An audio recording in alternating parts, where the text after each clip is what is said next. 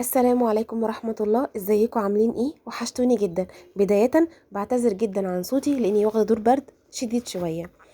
النهاردة وصفة بجد تحفة تحفة تحفة جميلة، هتحتاجيها الايام الجاية خصوصا في رمضان. كل عام وانتم بخير، يا رب ينعاد علينا الايام بالخير يا رب. هندمس الفول في البيت، وهندمسه في حلة مش في دماسة، وهندمسه بطريقة سهلة جدا جدا. ان شاء الله تجربيها وتعجبك وتعتمديها وتعمليها على طول. الفول لازم لما اجي انقي الفول لازم انقي الفولة الكبيرة، الحبة الكبيرة مش الحبة الصغيرة. تمام.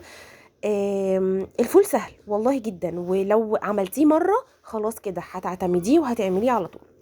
انا همشي معاكم خطوه خطوه ان شاء الله، وهنقول المكونات بتاعه الفول وازاي ندمسه في البيت في حله مش في دماسه، وازاي يطلع لونه زي الكهرمان كده، لونه تحفه جدا وفاتح، والحبايه جميله وماسكه نفسها ومش مهريه. يعني بجد ما شاء الله لا قوه الا بالله كامل الاوصاف.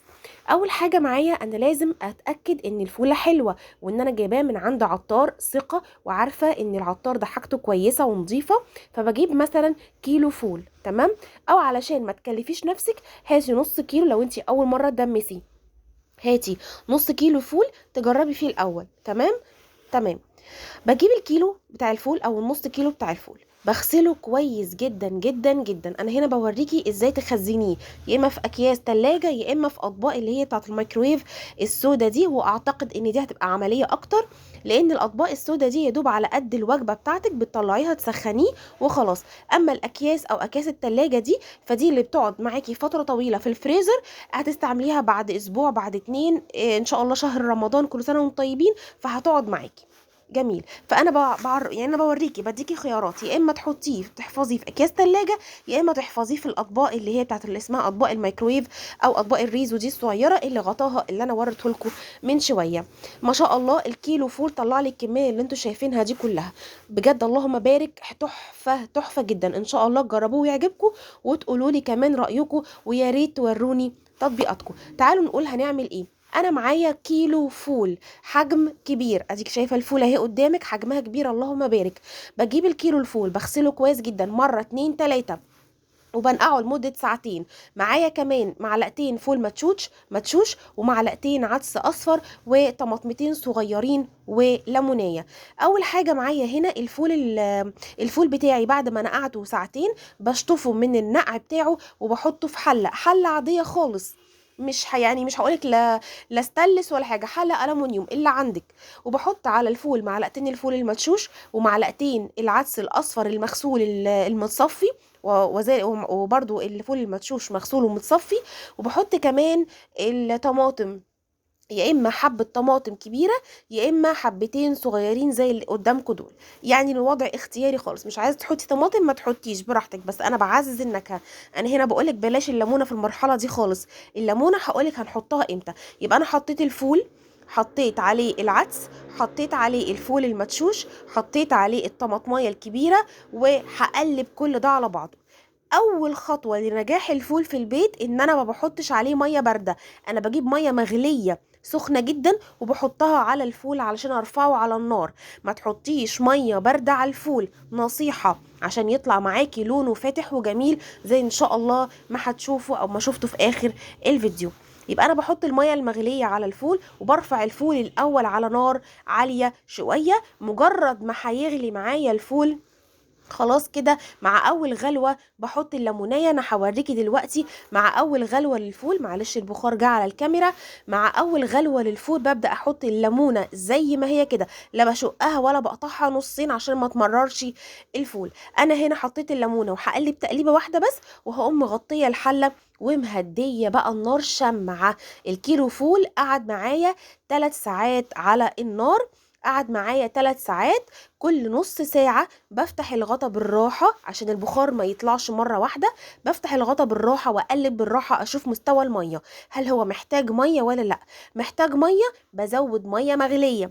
اوعي تزودي على الفول ميه ساقعه او ميه من الحنفيه او ميه انت عندك في ازازه، اوعي. لازم دايما تكوني يا اما مشغله البويلر يا اما حاطه براد الشاي، براد الميه على النار وبتزودي الفول. هنا الفول كان محتاج ميه، انا كنت مسخنه ميه طبعا، وزودت على طول الفول بميه سخنه مغليه عشان يطلع معايا لونه فاتح. تمام. تمام. بقلب برضو تقليبه بعد ما بزود الميه وبغطيه وبسيبه يكمل تسويته الهاديه خالص على شمعه نار يعني هاديه جدا جدا جدا عشان ما يتحرقش ما يشطش. هوريك الحله في اخر الفيديو، مفيش واحده لازقه، مفيش خالص خالص يعني. اللهم بارك بجد، اللهم بارك يا جماعه. تدميس الفول في البيت من اسهل الطرق ومن اسهل الحاجات اللي ممكن تعمليها. هتوفري، هتاكلي حاجه نظيفه انت اللي عاملاها. انا هنا بقولك خلاص كده الفول استوى، هشيل الليمونه وهسيبه ياخد اخر غلوه معانا. خلاص كده بعد ما فات عليه ساعتين ونص، شلت الليمونه بعد ساعتين ونص. وكمان بصي هنا، بصي الشوكه غرزت في الفوله. بس كده يبقى هو الفول استوى. وهوريك الاختبار التاني ان الفوله في ايديا لما دوست عليها كده اتهرت. تمام. طبعا هشيلها، هي وقعت مني، انا هشيلها. خلاص. بعد ما بشيل الليمونه بقوم مغطيه عليه واديله نص ساعه كمان وبقفل عليه النار. وبس كده. انا هوريكي المرحله اللي تقفلي خلاص على الفول النار ومش هتحتاجي اكتر من كده. خلاص. المرحله الجايه انا كده هقفل النار هنا كده. خلاص انا بقولك كده خلاص الفول استوى الحمد لله وبقى تمام وجاهز ان احنا نقفل عليه النار. كده اللهم بارك الفول خلص، وانا بقولك ان هو كده خلاص خلص. هنطفي على الفول وهنغطيه وهنسيبه متغطي او مكمور لمدة نص ساعة كمان. بس كده هيبرد وهنبدأ ان احنا نفرزه زي ما قلتلك، يا اما في اكياس تلاجة، يا اما في علبة بلاستيك كبيرة، يا اما في العلب السودا اللي انا وريتها لك. في اي حاجة خزني الفول في اي حاجة. المهم انك تعملي الفول في البيت وما تشتريش فول من بره تاني. والله العظيم يا جماعة يعني مش قادرة اقول لكم بركة وخير، والموضوع سهل ونتيجته ان شاء الله باذن الله ناجحه من اول مره. اتبعي بس الخطوات. هتجيبي الفوليه تبقى كبيره، حبايه الفوله تبقى كبيره، وهتغسليه كويس جدا جدا جدا. يعني هتبهدليه غسيل، اغسليه كويس جدا وهتنقعيه لمده ساعتين فقط. هو مش هيحتاج اكتر من ساعتين طالما الفوله حلوه وكبيره. هما ساعتين نقع بس في ميه عاديه، ميه فتره. وبعد كده هتصفيه من ميه النقع اللي اتنقع فيها ساعتين وهتحطيه في حله وهتحطي معاه معلقتين فول مدشوش، معلقتين عدس اصفر، طماطميه كبيره او 2 صغيرين، وهتقلبي.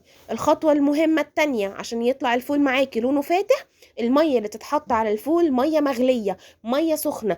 اوعي تحطي ميه بارده ولا ميه من الحنفيه، ميه سخنه هتحطيها على كل الكلام الحلو اللي احنا قلناه وهترفعي على النار. مع اول غلوه للفول هتحطي الليمونيه كامله زي ما هي، لا هتشقيها ولا هتقطعيها بالنص عشان ما تمررش الفول. واديكي شايفه الحله اهي قدامك.